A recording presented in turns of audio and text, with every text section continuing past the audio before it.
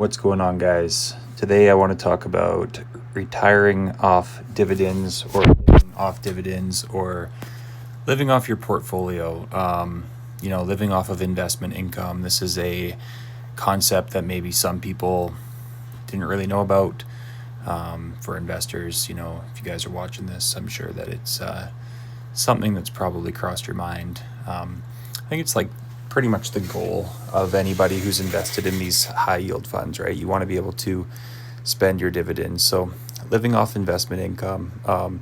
Before I got into these, covered call, higher yield ETFs, I had real estate. So, you could call it living off of investment income because I had rental property coming in that was covering a majority of my expenses.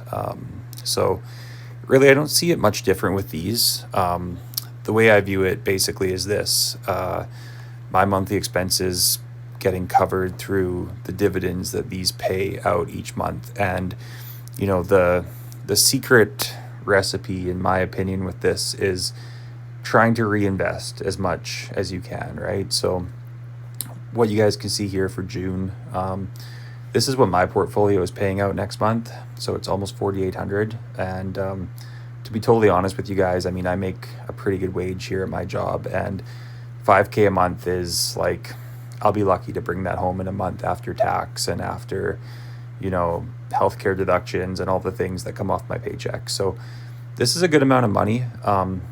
At my age, not quite even 35. Is this enough to live off of? I don't know.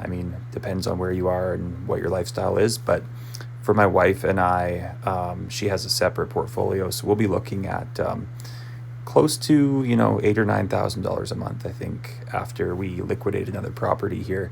And I do think that for us, that's a comfortable amount to live off of because, again, the plan here is to reinvest as much of these every month. And so some of them, like a higher yield, like HHIS, like a 25-30% yield, that's something that I would want to try to reinvest, a higher portion into. Something like the Canoe EIT income fund.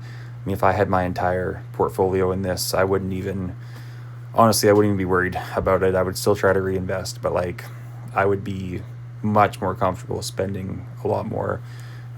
My biggest concern with some of these ETFs is just if the market takes a huge hit. We've already seen, some of the dividends get cut, right? Like we saw USCL, they shaved off like 2 cents off their dividend, 26 down to 24. And 2 cents is not a lot, but when you have thousands of units, it can equal, a large amount. So it's just my thoughts of the day, guys. I think it's kind of the end goal for most of us, right? Whether it's 35 or 45 or 55, but I think it's pretty cool that these funds can even enable you to do something like that. Again, I've got a pretty good portfolio now compared to what I ever thought I would have just a couple of years ago, but using things like leverage, using things like real estate to, get some cash injected into your portfolio, that's really the way to do it. And so my thoughts are that, and my other thoughts are, again, budgeting. Budgeting is a huge part of life, whether you're working, making money at work, or, living out of a brokerage account or real estate investments, whatever it might be. So we're thinking about moving.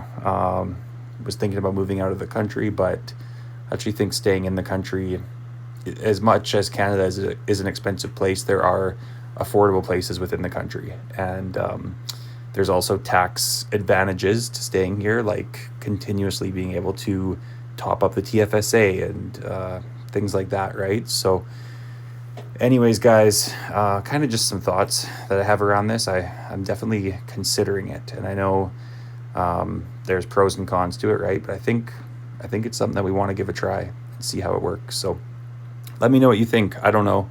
I always thought 10,000 is a great amount, like a great number. 10,000 a month, it would be a super strong number to retire or stop your working life to live off of your dividends, because it's such a strong amount that even if a big market crash were to happen, you wouldn't really be too worried. But let me know what you all think, and I'll catch you in the next video.